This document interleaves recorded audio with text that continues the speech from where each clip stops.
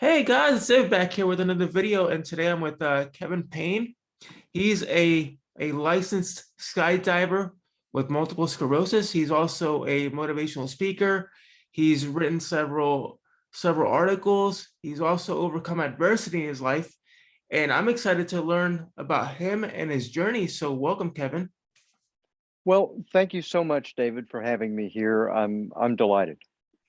Yeah, I want to know, how did you, I guess, get into skydiving in the first place, and how or to kind of or to start this appropriately, when were you diagnosed with multiple sclerosis? Yeah, so I first became symptomatic with MS in 1989 when I was in college. And like a lot of us, it went improperly or undiagnosed for a lot of years. So at first, when I got the symptoms, I had some balance issues, some eye saccades, some weird things going on there. And I was really tired and it was affecting my emotions and kind of cognitive fogginess. And I got really down about the whole thing. So a few months of that, I went in and saw the university physician. And I guess, they're weird symptoms. And I think he just kind of jumped on what he expected from a young man in a demanding academic program with squishy symptoms, and he said, "Oh, you're depressed." And you know, I probably was depressed at that time, but there was other things going on. So he sent me to a psychiatrist. The psychiatrist said, "Yep, you're clinically depressed," and gave me drugs, and those didn't work. And so we tried different drugs, and those didn't work. And there weren't a whole lot of options back, over 30 years ago now. So they pronounced my case treatment resistant, and that was just kind of what it was. And so these symptoms kind of came and went over the years, and I had what I now know to be a couple of really bad exacerbations. But then finally, in 2002, I woke up one morning and I couldn't feel my left leg below my knee. And I thought, that's kind of weird. But still, I'm a young man, and we tend to have this illusion of invulnerability that we walk around with.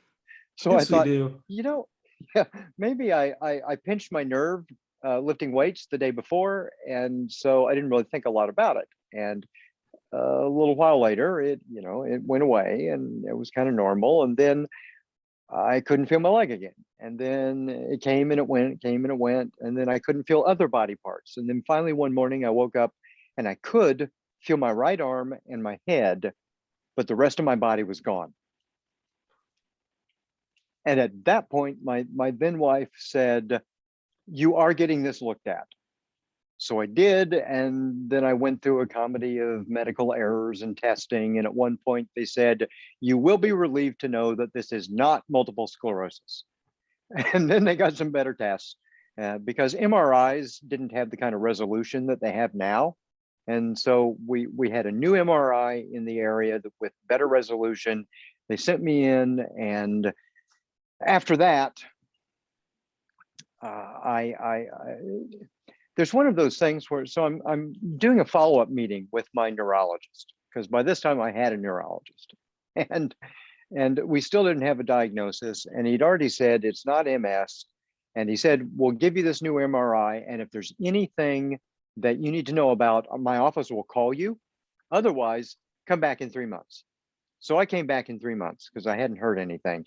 And he walks in, and he had this big paper file. And that tells you how long ago this was, because it was a big paper file and it wasn't an EMR.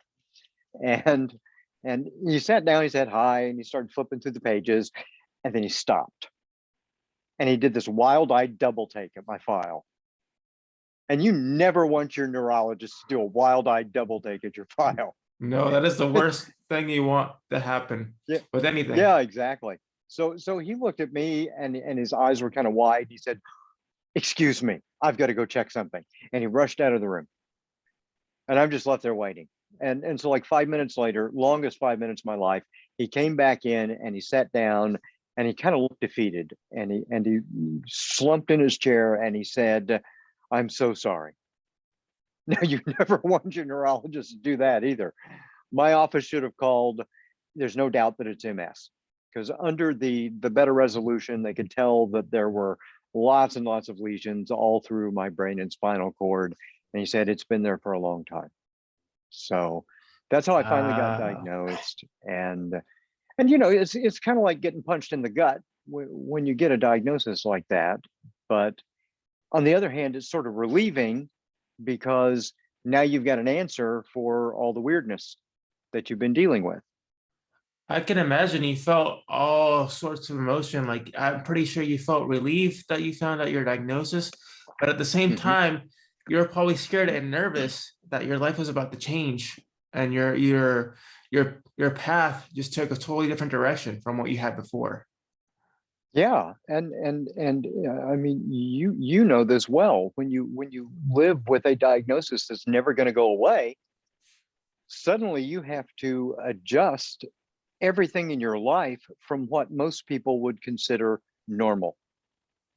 And yet, you know, we're still people. We still have hopes and dreams and things we want to do with our lives, and this is the life we've got. So we got to figure out a way to accommodate the diagnosis and creatively work within the diagnosis, but still not be limited or driven by the diagnosis. And that's a tricky balance. Right, right. And then tell me about, I guess you dealt with some kind of, I guess you dealt with some tragedy in your life that kind of led you to become who you are today. So if you could elaborate on that, like Yeah, what did you experience? I had what some people would probably consider a string of bad years there. So in the midst of all of this turmoil where I'm getting diagnosed and dealing with some exacerbations to my MS, because relapsing remitting MS comes and goes, and the symptoms are really unpredictable and they change over time. So like my baseline is I've always got some numbness that I'm dealing with. I've always got uh, you know, I'm medically fatigued. I've always got pain that I'm dealing with. I've always got some cognitive fog. And so those and then I've got paresthesias. So I've got weird feelings like itches and stings and electric shocks that are always kind of happening through my body. So that's like my baseline. Then I've got like 30 other symptoms Wow. that come and go.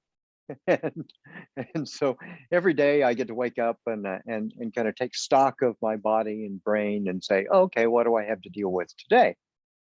So as I'm getting used to all that and those things are happening, my then wife was also dealing with a mystery illness. And it long story very short, they originally diagnosed it as migraine because she was having some really, really awful headaches. And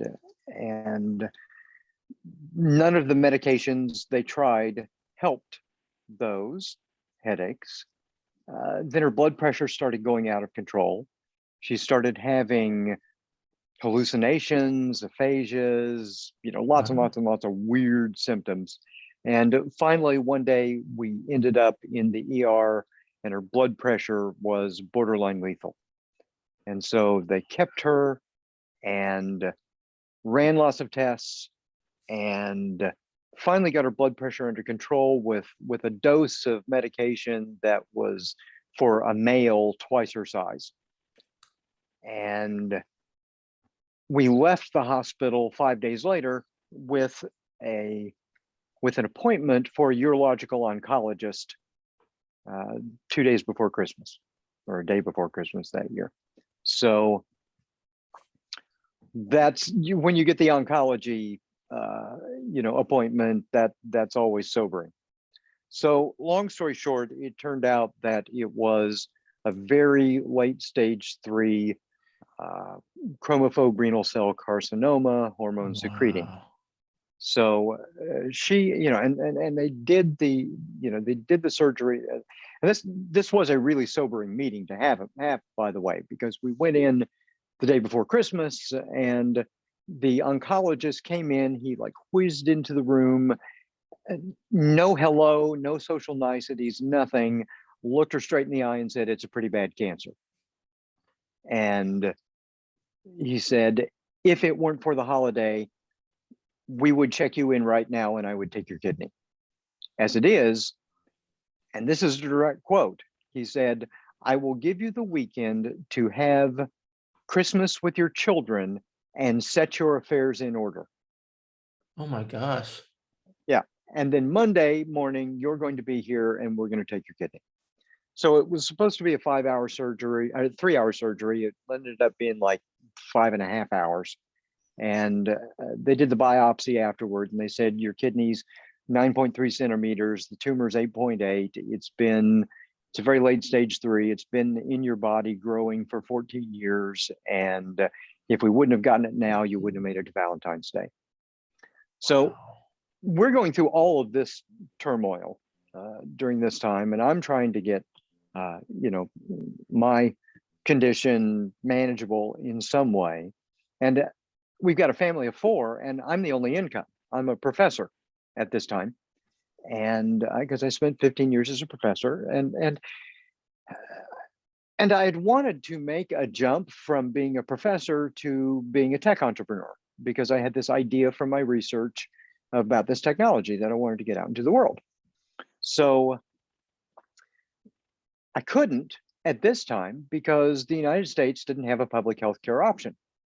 And I couldn't be a startup entrepreneur because nobody's going to insure me with MS if on my own. So I was handcuffed to the job. So we got her a clean bill of health. I said, "Okay, I'm ready to take this chance." She said she did too. So now I'm out on my own with a startup tech company, and still the only source of income for family 4 with the little kids. And I have this massive exacerbation, and it's cognitive.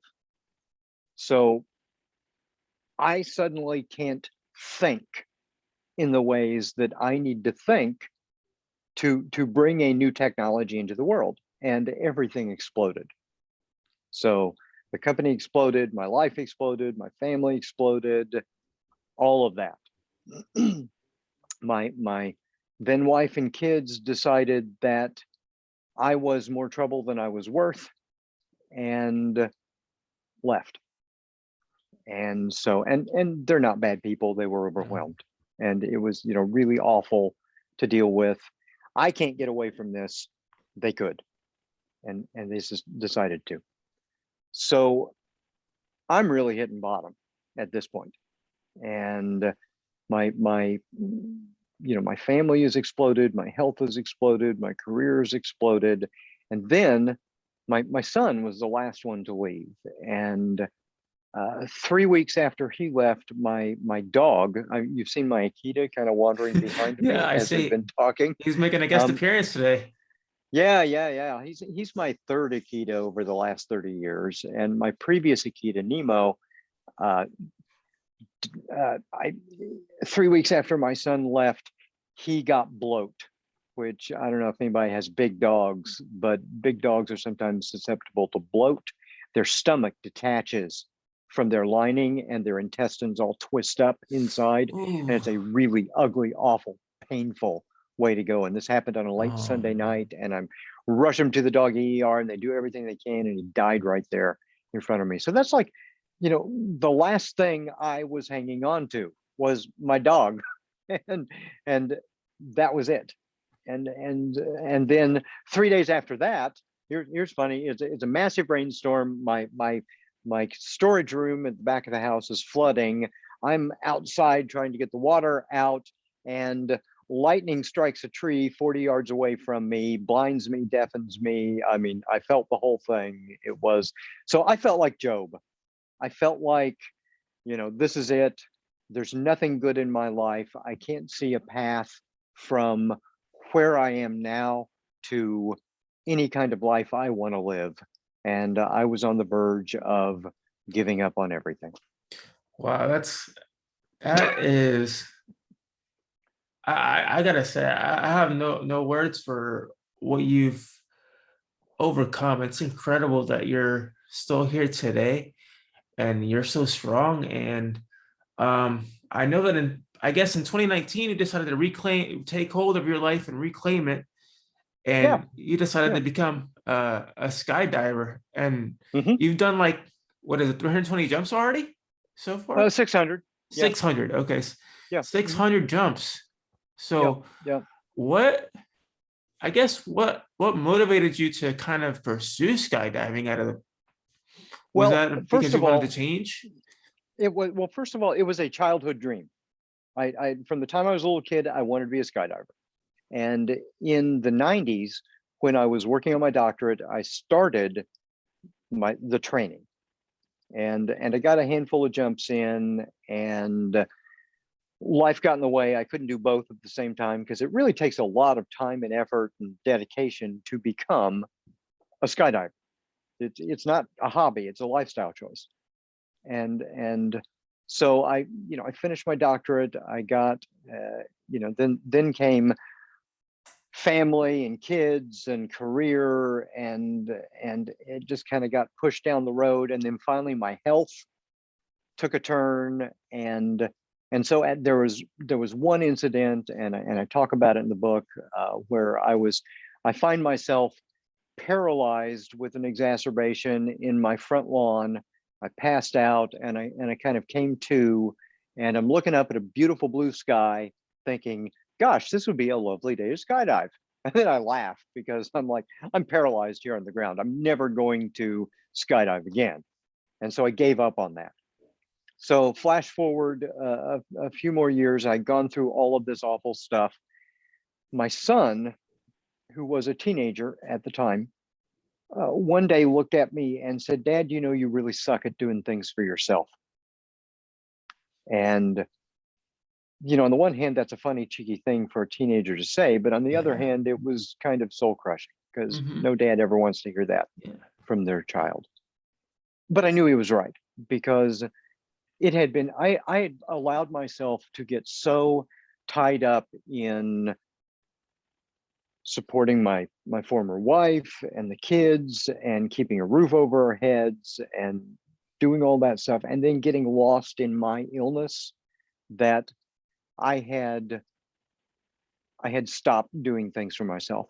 So I said, so I'm right here on the edge. I don't know whether I'm just going to give up on everything entirely. And I say, I'm going to give myself one more chance. I'm going to do something for myself that is only for myself, that there is no practical reason to do. And the only one logical thing that I could choose was, I'm going to become a skydiver. So, because I didn't know whether I could at the time. I mean, I have difficulty controlling my legs, and it was a real challenge. So, and I'm always fatigued and everything. So that was a big issue. And so in 2019, I went back. I did the training to get my first license, my A license. Normally that takes 25 jumps. It took me 47 to get it, because I had a lot of extra work to do. And I went through some. You ever seen the Captain Marvel, the movie? Yeah. Yeah. So when she's flying back to Earth at the end and she's being shot out of space and she's like tumbling all out of control, that's how I would look in free fall. And I've got it on video. I mean, and so I terrified my instructor some, but Mhm. I always managed to get stable and pull on time. So they'll let me continue. So I didn't tell anybody I had MS to begin with. I got a few jumps in so that they could, because I figured they'd say, no, this is not for you. Go try bowling or something like that.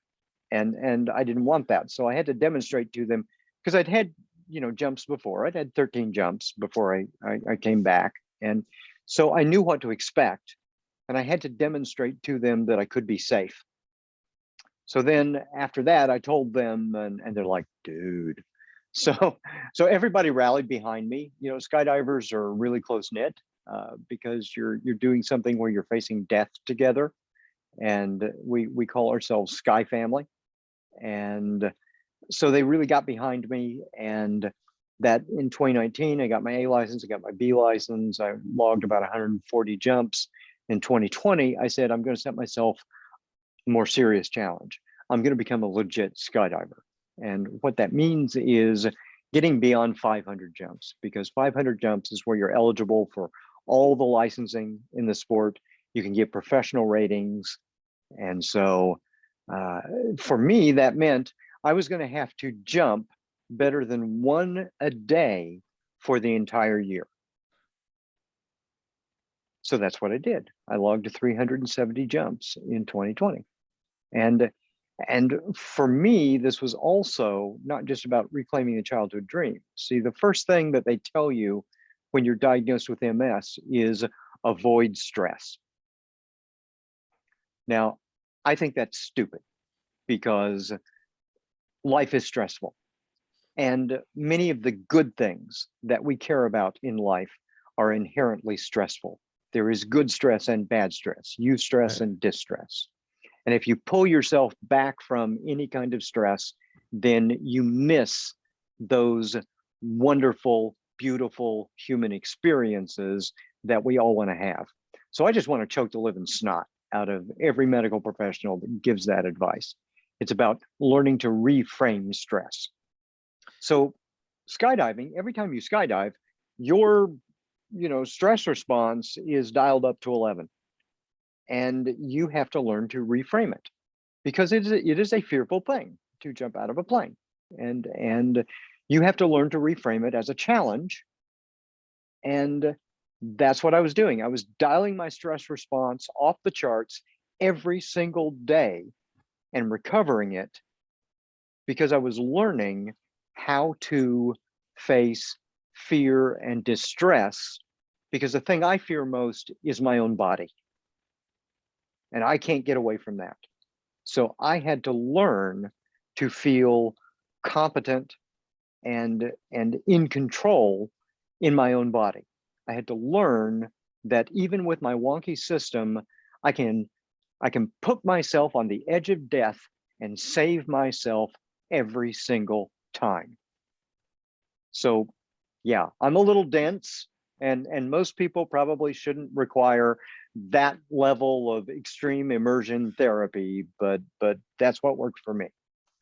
Hey, on the bright side now, you may have MS, but you show no fear. You jump out of planes. Yeah, And yeah. Most people like myself wouldn't even be capable of doing that. I'd be afraid. I'm afraid of. I mean, I'm not afraid of heights, but to be that high up, it's to me, it's like, it's scary, but it's probably thrilling for you though. Well, it is thrilling because I've certainly acclimatized myself to it, but it's also it is so high that it almost doesn't seem high. It is kind of abstract because it's so far beyond our normal frame of reference. And once you're out the door, it doesn't feel like you're falling. It feels like you're floating or flying. Do you have like I guess, have you always wanted to jump out of different places in the world? Like, have you wanted to jump like outside of the US, like anywhere? Oh yeah. As a matter of fact, in 2020, I had I was gonna do okay, so skydiving parties are called boogies. And so you get together for a few days at a place somewhere in the world and you have a big party and you jump out of planes a lot. And they do one every year. They do a couple actually every year in Egypt, where you jump over the pyramids. And Wow. so I had that on my schedule to do for 2020, and then COVID happened, and so I'm hoping maybe this year or the next year things will be settled down enough, and I'll go ahead and do that. But see, the nice thing about it is when I go someplace to speak now, I can bring my rig with me, and I can do a class or a seminar or keynote and speak to people and have a great time there. and then go to the nearest drop zone and see that part of the world from 3 miles up. That is pretty cool. Like, and what's your ultimate in jumping, your ultimate skydiving spot that you would always wanted to do, that you've waiting to do when things calm down? Like, Oh what's gosh, yeah. Well, I mean, obviously that pyramids boogie is pretty high on that list, because jumping over the Great Pyramid that's just really cool. But there, I mean, there are just tons of them. There also, as skydivers, we want to collect jumping from different things. So different kinds of planes, balloon jumps, do a biplane jump. With a biplane jump, you sit in that seat under the wing and they've got a bar over you. And so the pilot tells you, you grab that bar, they do a barrel roll with the plane, and then you slide out upside down, hanging onto the wing, and then let go. And that's how you do the jump. So there are a lot of other things. I want to get a halo jump in, where you go up to like 35, 40,000 feet and jump with oxygen. And that's like 3 minutes of free fall or so. Oh, that is so neat. I mean, just your story in general has been pretty awesome. And I know that you're not just a professor and a skydiver and everything, and you've written your own book, and you've also been I guess in a commercial. Oh yeah. If they go to yourlifelivedwell.co, you can see the commercial we shot for the book and the company, and we did it in free fall. It took 8 jumps over 6 weeks, because we had to have the atmospheric conditions just right, and we were filming it during the magic hour, of sunset there, where you get that nice golden light. It was really fun shooting that. And then where can they find more of your book? Like, where can my listeners, I guess, purchase your book or read your Yeah, book? if the book actually comes out on February 7th, and they can download 100 pages right now from the website, and at yourlifelivedwell.co, and it'll be available on Amazon and every place else we can get it here in a couple of weeks. That So there's that. that's incredible. Congratulations. Well, thanks. Yeah, and they can also, if they're living with a chronic illness, or you're a loved one who supports someone with a chronic illness, or medical health and wellness professional, my own podcast is about education. So it's about helping people with the non-medical aspects of living with a chronic health condition. So cognitive, behavioral, social, environmental, that sort of thing. So this is all I do now. It's try to help people have at least a little better path of it than I've had with my chronic illness. What advice would you give someone that's kind of dealing with a chronic illness right now, that's I guess making them feel inferior, negative, they feel like they're not worth anything, to kind of get Yeah, them up? we get easily trapped into negative self-talk, and I go into a lot of detail about why this is the case in the book, and everything, and what you can do about it. But the most important place to start is to be kinder to yourself. And I really mean that, because most of us are not very kind to ourselves. I mean, really Right. think about it. If somebody else treated you like you treat you, would you still have them in your life? No, I mean, you really. couldn't have them in your life. You have to disassociate yourself from them. Yeah, but we're stuck in this carcass with ourselves. And so it's no wonder that we have so often a bad relationship with ourselves, because we're stuck in there with somebody who's nasty and abusive to us. No joke. So start by being kinder to yourself. And that doesn't mean that you're unkind, and then you start berating yourself for being unkind to yourself. No, that's the wrong cycle to be in. That means that you have more compassion and more grace when you start in on yourself in that negative way. So you say, okay, yeah, I understand you are frustrated, or you are angry, or you are feeling inadequate in some way. That's okay. I understand that you're feeling that way about yourself, the self, right? Because you're having this conversation with yourself. But now that I've heard you, let's go on and try something else, right? So you can't dismiss that language. You can't try to clamp down on it, because that's only going to make it worse. What is important is that you can't hang on to it, and you can't keep ruminating about it, because we have to actually work to stay miserable. And that is no joke. Our internal weather really is like the weather. Our emotions, our thoughts, they come and they go. And unless we hang on to them and keep ruminating and worrying over it and obsessing on it, it's gonna just slide by, and something else is going to take its place. And it may come around again, that's fine. But my point is, you can't stay miserable all the time unless you are actively participating in that. Right. And I don't know if I'm correct on this analogy, but it usually takes more muscles to frown than it does to smile. You It know, does. Yeah, yeah, yeah. Yeah, I think it's that's 200. absolutely true.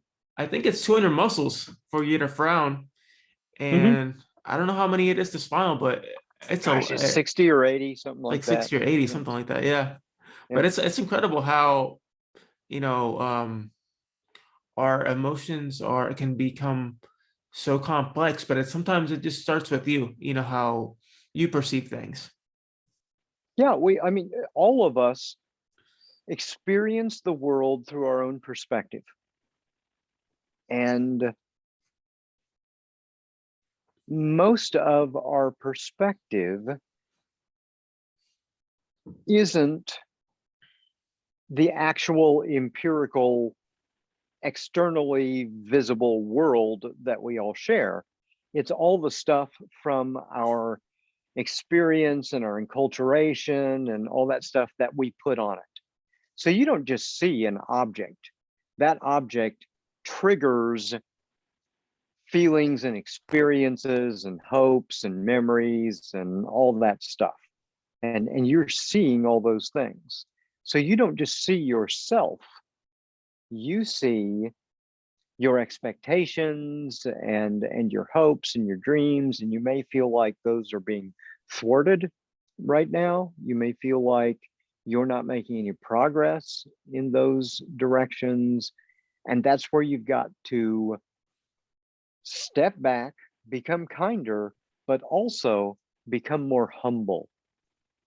And that was one of the things that skydiving really taught me as well, because I had spent the last couple of decades of my life always being the expert in the room.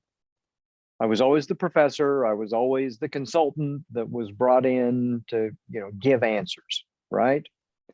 And I obviously had been failing at stuff that I wanted to do in my own life. So what I had to do is I had to put myself in a position where I was going to suck, where I was going to have to become a complete novice, where I had to fail a lot in my path to success. And skydiving was that for me, because I was having a really difficult time figuring out my legs, dealing with temperature sensitivity and fatigue and all this stuff. So I knew I had to become more humble, and I had to have that beginner's mindset. And we have to be more humble in our own lives, especially when you're dealing with a chronic illness, because sometimes there's a real hard limit that you're not going to be able to get around. Right. And you know, no matter how you want to or how hard you work at it, it is just a real physical limitation. However, we can also understand two things. One, that a limit is an invitation for us to become more creative, right? Because we can learn to, you know, we can habituate, delegate, automate. We've got a lot of options that we can do to get to the same place in a different way. And I know a lot of people really struggle with their chronic illness when they have to use an assistive device. And it really, many people find it ego crushing. And normally I don't have to do that. I do use a cane sometimes, but you know, I know that like for me, I won't have trouble getting into an activity. I can usually walk, but then I'll be really tired and my symptoms will manifest themselves. And so I may have to just sit there for a while and wait for my legs to recover, right?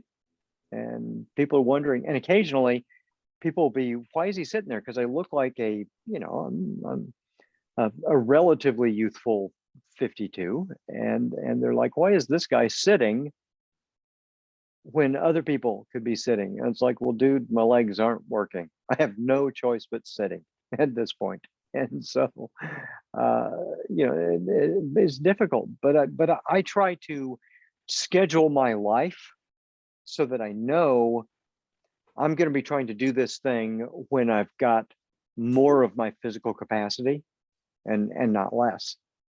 And so one of the ways I do things is I'm cognizant of my own schedules so that I can work within the limits of what my body is allowing me to do. Awesome. Awesome. You know, it's been, I gotta say, it's been a pleasure being able to listen to your story, being able to listen to your journey, the fact that you've overcome so many obstacles and you're still at it today. So thank you so much, And, Kevin. I'm looking forward and to, oh, that go is the ahead. most important final point. I am still at it. This is not a one-time solution problem. I mean, if people find it inspiring, great, but understand that it's still a challenge. It will be a challenge until the day I die. And don't expect to get to that place where it's not going to be a challenge anymore. All right. That is what I like to hear. You know, I like to hear that you're still going, and that's what we need to hear is the fact that just because you've made it to, you feel like you've made it to the very top of your journey doesn't mean that it's over. You still Mhm. have other avenues and other obstacles to tend to, and it's never over. And you know, just like you're breaking barriers every single day. You know, you're still, and that's what's most important. I'm just trying to do the best I can with what I've got, and I hope that all of us are doing that. Yeah, I hope so too, and I'm looking forward to sharing this with my listeners, and hopefully they'll be so motivated and intrigued to start their own journeys and their own you know, write their own story and be courageous enough to tell it, because I've had people that before have been on the podcast, and or they listen to the podcast and they've always been afraid to tell their own story, but after they've heard a few of my guests, they've become so motivated that they're like, you know what, this isn't so bad, so I might as well hop on and tell my story, and then be able to share mine and encourage others to keep telling theirs. And it's almost like a chain reaction, you know. Once It one is person definitely. starts and they're motivated, then another person goes and another person goes. And that's my goal with this podcast. It's not just to tell my story, but to allow others like yourself a voice to help others. Humans are concrete. Representation is crucial. And we have to see other people like us in important ways doing those things, because that unlocks this cognitive barrier in our minds. And we're like, oh, okay, I can see someone like me doing this. I can too. There is a path that I can make for myself, because too often we get lost. We get lost in our own lives, in our own challenges, in our own fears, in our own expectations. And sometimes we just need an example that can kind of cut through all that cognitive and emotional clutter. Right. And it's one of those things that we just gotta keep pushing forward, keep going. Mhm. And I always tend to end the podcast with if I can do it, so can you. But lately it's been so motivating listening to every guest and their story that I've decided to say, you know what? If we can do it, if we can achieve our goals, become successful, and keep pursuing our dreams despite our limitations and our disabilities, then so can you. So Exactly. yeah, so thank you once again, Kevin. And you can find this podcast on iTunes, Spotify, Anchor, every major podcasting outlet, on YouTube. And if you're interested, definitely subscribe. And Kevin, it's been a pleasure. Thank you. And I hope you guys have a wonderful day. Be well, David.